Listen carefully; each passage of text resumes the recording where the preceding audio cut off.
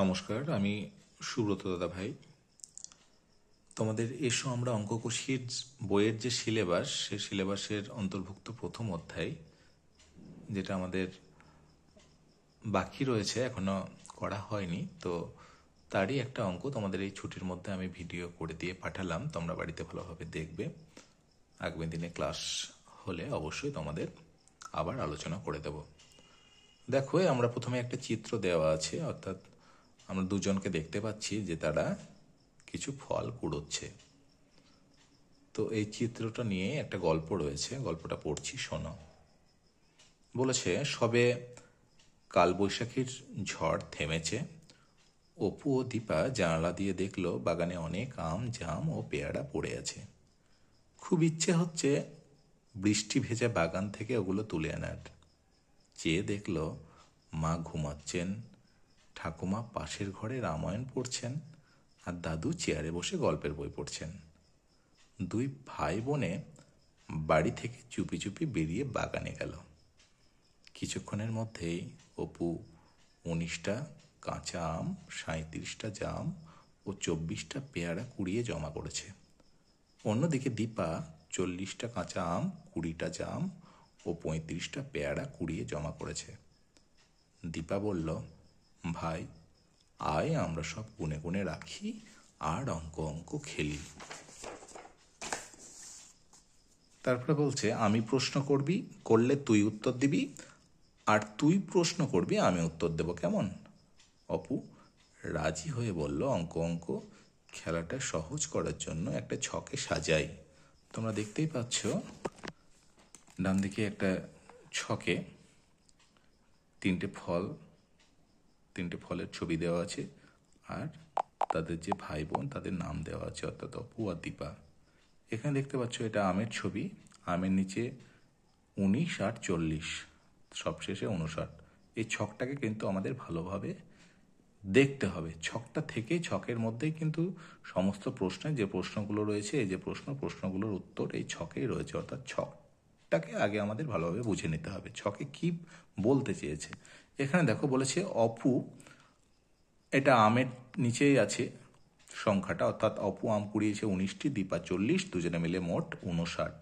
এটা জামের ছবি। অপু জাম কুড়িয়েছে 37, দীপা জাম কুড়িয়েছে 20, মোট 57। এটা পেয়ারার ছবি। অপু পেয়ারা 24টি, দীপা পেয়ারা 35, দুজনে মিলে 59। এবার তোমাদের বলেই দিয়েছে যে দুজনে যেহেতু খেলছে, অর্থাৎ অপু যদি প্রশ্ন করে দীপা উত্তর দেবে, আর দীপা প্রশ্ন করলে উত্তর। কিন্তু পরীক্ষার সময় তোমাদের কিন্তু এভাবে কেউ কাউকে প্রশ্ন করবে না। তোমাদের এইরকম একটা হয়তো চিত্র দেওয়া থাকলো, সেখানে নাম হয়তো পরিবর্তিত হতে পারে, বা ফলের যে নামগুলো দেওয়া আছে এই ফলের জায়গায় অন্য কোনো ফলের নামও থাকতে পারে, সংখ্যাগুলো হয়তো চেঞ্জ হয়ে যেতে পারে। তো সে যাই থাকুক না কেন, আমরা তো ছকটা দেখেই উত্তর দেব, যার নামই থাকুক না কেন আর যে ফলগুলোই থাকুক না কেন, আমরা ভালোভাবে পড়লেই বুঝতে পারবো। তো দেখো, এখানে প্রথম যে প্রশ্ন, সেটা দীপা প্রশ্ন করছে যে কে বেশি আম কুড়িয়েছে, অর্থাৎ উত্তরটা কিন্তু অপুকে দিতে হবে। তাহলে দেখো, আম কুড়িয়েছে দীপাই বেশি, তাহলে অপু উত্তরটা কি দেবে, যে তুই। কিন্তু আমাদের এভাবে কেউ কাউকে প্রশ্ন করবে না, অর্থাৎ ডিরেক্ট প্রশ্ন হবে কে বেশি আম কুড়িয়েছে। উত্তরটা ছকটা দেখে দেখো, দীপা 40, অপু 19, তাহলে উত্তরটা হবে দীপা। পরীক্ষার সময় যেভাবে লিখতে হবে আমি ঠিক সেভাবে বলছি। তারপরের প্রশ্ন, কার কাছে বেশি জাম আছে? তো জামের সংখ্যা দেখো, অপুর কাছে 37 আর দীপার কাছে 20। তাহলে কার কাছে বেশি জাম আছে, উত্তরটা হবে অপুর কাছে। আমাদের মধ্যে কে বেশি পেয়ারা কুড়িয়েছে? পেয়ারার সংখ্যা দেখো, অপু 24, দীপা 35, তাহলে উত্তরটা হবে দীপার কাছে। আমাদের মধ্যে কে বেশি পেয়ারা কুড়িয়েছে, উত্তরটা হবে দীপা। তার পরের প্রশ্ন, আর কয়টা জাম কুড়িয়ে পেলে তোর জামের সংখ্যা ও পেয়ারার সংখ্যা সমান হতো? অপু বলছে আর কয়টা জাম কুড়িয়ে পেলে, অর্থাৎ দীপাকে বলছে। তাহলে দেখো, দীপা জাম আর পেয়ারা দেখো, জাম কুড়িয়েছে 20 আর পেয়ারা কুড়িয়েছে 35। তাহলে পার্থক্য কত? পার্থক্য হচ্ছে 35 থেকে যদি আমি 20 বাদ দিয়ে দিই, অর্থাৎ বিয়োগ করি, তাহলে হবে 15। তাহলে আর 15টা জাম কুড়িয়ে পেলে জামের সংখ্যা আর পেয়ারার সংখ্যা সমান হতো। তারপরের প্রশ্ন, আমাদের দুজনের মোট কয়টা আম আছে? খুব সোজা উত্তর, আমরা দেখতেই পাচ্ছি আমের ঘরে লেখা আছে মোট 59, তাহলে 59টি। তারপরের প্রশ্ন, দুজনের মোট আমের সংখ্যা বেশি না মোট জামের সংখ্যা বেশি? এটাও সোজা, মোট আম হচ্ছে 59, মোট জাম হচ্ছে 57, তাহলে মোট আমের সংখ্যা বেশি। 10 করে ভাগ করে আমগুলি সাজালে কার 10-এর ভাগ বেশি হবে? অর্থাৎ আমগুলো সাজানো বলেছে 10 করে। দেখো 19 মানে হচ্ছে 1-10-9, অর্থাৎ 10 যোগ 9। আর দীপার আম হচ্ছে 40টি মানে 10 যোগ 10 যোগ 10 যোগ 10, অর্থাৎ 4-10। তাহলে 19-এ 10 আছে 1টি আর 40-এ 10 আছে 4টি। তাহলে 10 করে ভাগ করে সাজালে দীপার 10-এর ভাগ বেশি হবে। তারপরের প্রশ্ন দেখো, তোর পেয়ারাগুলি 10 করে ভাগ করে সাজালে কয়টি পেয়ারা বাড়তি থাকবে?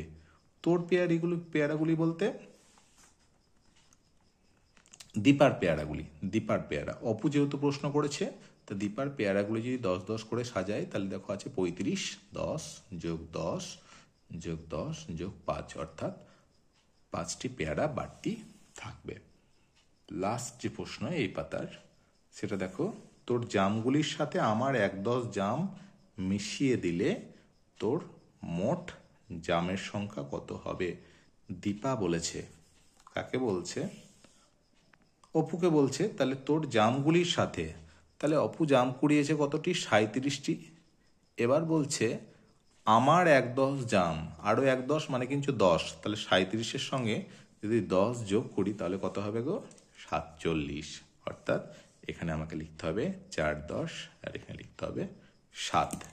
এই ছিল তোমাদের 6 নম্বর পাতার যে প্রশ্ন, সেগুলো তোমরা বাড়িতে ভালোভাবে এই ধরনের অঙ্ক তোমরা অন্য কোনো একটা ছক আকারে অন্য কারো দুজন বন্ধুর নাম দিয়ে, ফলের নাম দিয়ে তোমরা নিজেরাও কিন্তু বাড়িতে বানিয়ে নিজেরাও তার সমাধান নিজেরাই প্রশ্ন করতে পারো, নিজেরাই উত্তর দেবে। বাড়িতে যারা বড় আছে তাদেরকে তোমরা দেখাতেও পারো। এই ধরনের প্রশ্ন এই ছক থেকে কিন্তু তোমাদের প্রথম অভিজ্ঞায় আসতে পারে। সকলে ভালো থেকো, সকলকে নমস্কার।